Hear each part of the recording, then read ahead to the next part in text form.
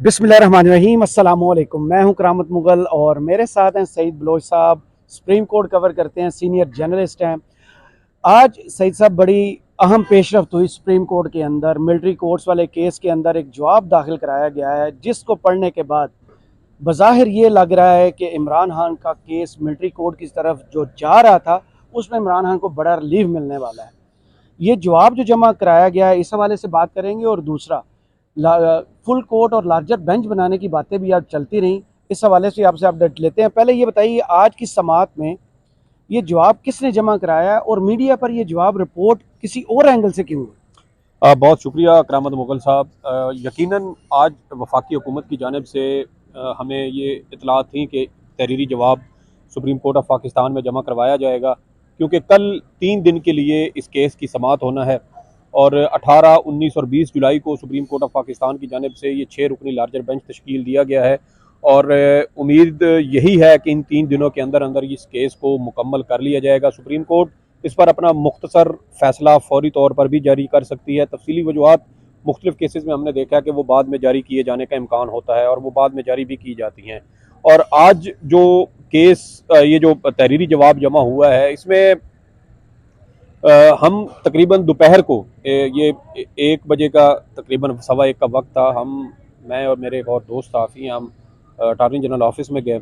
हमें इतलात थी कि आज ये केस का जवाब जमा होना है, तो इसी की तलाश में हम थे कि इसमें से कोई हमें खबर मिलेगी। निकाली जी जाए जी खास बिल्कुल, किस्म की। साफ़ी तो आपको पता है कि खबर की तलाश में आगे पीछे घूमते फिरते रहते हैं। सही।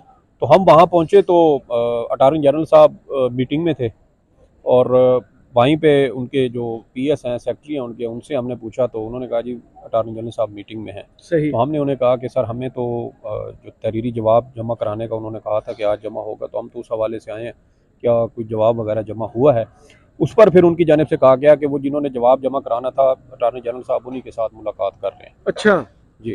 तो बहरहाल उन्होंने कहा कि इस पे थोड़ा वक्त लग सकता है, तो हमने कहा चले ठीक है, जैसे ही ये मुलाकात ख़त्म होगी तो थोड़ी देर के बाद हम दोबारा आ जाएंगे।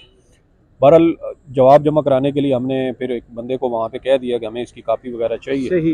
वो कापी फिर बाद में हमें मिल भी गई। उनकी बड़ी मेहरबानी कि वो हम सहाफ़ी भाइयों के साथ ताउन करते हैं। तो ये एक बड़ी डेवलपमेंट थी हमारे लिए कि जवाब हुकूमत की जानिब से कहा जा रहा है कि हुकूमत की जानिब से जमा करवाया गया है।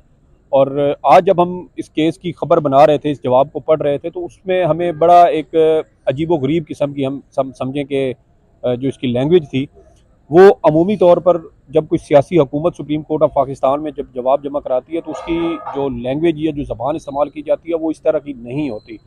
वो आप समझिए कि बड़ी डिप्लोमेटिक किस्म की होती है कि हुकूमत ये कोशिश करती है कि किसी किस्म का बोझ हमारे ऊपर भी ना आए, और जो मामला सुप्रीम कोर्ट में ज़ेर समात है उसमें भी हमारा जो उल्लू है वो किसी तरीके से सीधा हो जाए। तो वो सही। उसमें बीच बचाव करते हुए जो है वो जवाब जमा कराया जाता है। दो टोक किस्म का मौक़िफ़ हमने बहुत कम देखा है कि कोई सियासी हुकूमत सुप्रीम कोर्ट स्ट्रेट में फॉरवर्ड नहीं होती स्ट्रेट चीज़, फॉरवर्ड इस तरह हार्ड की जो लाइन भी नहीं हार्ड होती। लाइन नहीं लेती। लेकिन आज ये जो हमने जवाब पढ़ा तो फिर हमें अंदाज़ा हुआ कि शायद ये जवाब जो है ये हुकूमत की जानिब से जमा हुकूमत की जानिब से ही करवाया गया। और लेकिन किसी वकील का, ये वकील तहरीर क्या जो है लिखा हुआ है? ये यकीनी तौर पे हुकूमत के या किसी अब तक के जो वकील हमारे सामने सुप्रीम कोर्ट ऑफ पाकिस्तान में पेश होते हैं, मुख्तलिफ लोग जिस तरीके से दलाइल देते हैं, जिस तरीके से वो दरख्वास्त को तैयार करते हैं, वो चीज़ें वक्त के साथ साथ फिर बतौर साफ़ी हम उन चीज़ों को देखते हैं तो पता चल जाता है कि ये फ़लाँ वकील की है तो इसका ये स्टाइल है, वो जब करेगा तो उसका इस तरह का स्टाइल होगा। तो हमें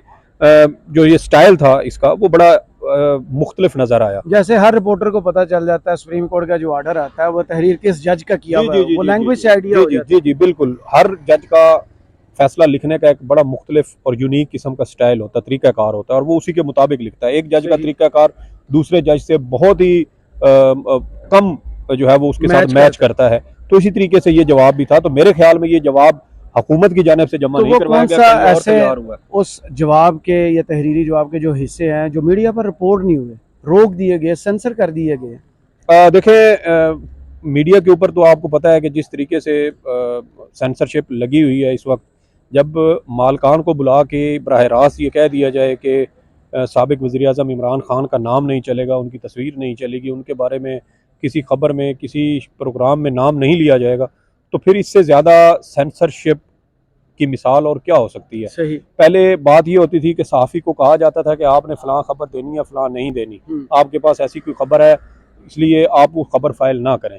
फिर बातें चली गई ब्यूरो चीफ की हद तक, ब्यूरो चीफ को कहा जाता था, फिर वो अपने रिपोर्टर्स को समझाते थे। फिर मामलात यहाँ पर भी जब कंट्रोल में ना हुए तो फिर बराह रास्त डायरेक्टर कंट्रोलर न्यूज़ को कहा गया, डीएन को इन्वॉल्व किया गया। अब बात जो है वो डीएन से निकल के डायरेक्ट मालकान तक पहुँच चुकी है। बिल्कुल ऐसे। अब ये दरमियान के जो तमाम मुख्तलिफ मराहल थे, अब उन मराहल को ख़त्म कर दिया गया है। अब डायरेक्ट मालकान को बुला के एक पैगाम दिया जाता है बड़ा सख्त किस्म का, और उसके बाद फिर देख ले कि महीना तो दो हो रहे हैं और कोई खबर नहीं चल रही। इस तहरीरी जवाब में ऐसी कौन सी ख़ास चीज़ थी जो आपके इदारे ने मना कर दी कि ये नहीं आने जा सकती, आपने खुद रोक देखिए, लिया? सहाफ़ी का काम होता है खबर देना। हमें आज के जवाब में जो जो चीज़ें नज़र आईं बतौर सहाफ़ी मुख्तलिफ खबरें हमने आज फ़ाइल की हैं। एक ख़बर तो हमने ये फ़ाइल की कि इस जवाब के अंदर पहली बार फ़ौजी अदालतों के अंदर जो मुल्ज़मान हैं उनका ट्रायल कैसा होगा, किस तरीके से होगा, उसका पूरा प्रोसीजर पहली बार सुप्रीम कोर्ट ऑफ पाकिस्तान में जमा करवाया गया। एक खबर तो हमने इसकी दी कि ये तरीक़ाकार क्या होती है, वो तरीक़ाकार भी मैं आपको अभी इसी हवाले से जी बताऊँगा। जी। फिर एक खबर हमने दी कि वफाकी हुकूमत का इसमें क्या मौक़िफ़ है। वफाकी हुकूमत की जानिब से इसमें यह मौक़िफ़ इख्तियार किया गया है कि जो दरख्वास्तें दायर की गई हैं, अब तक आज के दिन तक 7 दरख्वास्तें हो चुकी हैं। 6 दरख्वास्त गुज़ारान के वकील जो हैं वो अपना जो दलाइल हैं वो मुकम्मल कर चुके हैं। इमरान खान के वकील हैं वो दलाइल दे चुके हैं। इसके अलावा साबिक चीफ जस्टिस जवाद ख्वाजा के वकील हैं वो दलाइल दे चुके हैं। एतजाज़ अहसन के वकील लतीफ़ खोसा दलाइल दे चुके हैं।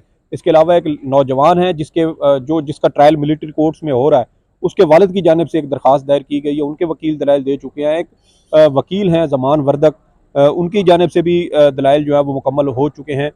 इसके अलावा उज़ैर चुगताई हैं एक वकील, इसके अलावा सिविल सोसाइटी के वकील हैं फैसल सिद्दीकी, जी जी फैसल। वो भी अपने दलाइल दे चुके हैं। मतलब 6 दरख्वास्त गुजारान के वकील दलाइल दे चुके हैं। आज सदर सुप्रीम कोर्ट बार एसोसिएशन की दरख्वास्त थी मिलिट्री कोर्ट्स के हवाले से, उनको भी उनकी दरख्वास्त पर भी आज 30 कॉन्स्टिट्यूशन पटिशन नंबर 30 उनको अलाट किया गया और वो दरख्वास्त भी अब बाकायदा समात के लिए मंजूर हो गई है। कल जब इस केस की समात होगी तो मुमकिन तौर पर वफाकी हुकूमत के वकील अटारनी जनरल ही अपने दलाइल जो है वो गुज़श्ता समात से आगे जारी रखेंगे।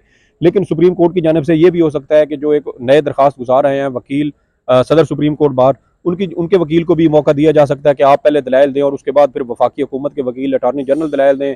फिर इसमें वज़ीर आज़म शहबाज शरीफ के वकील हैं, फ़रोग नसीम का नाम लिया जा रहा था।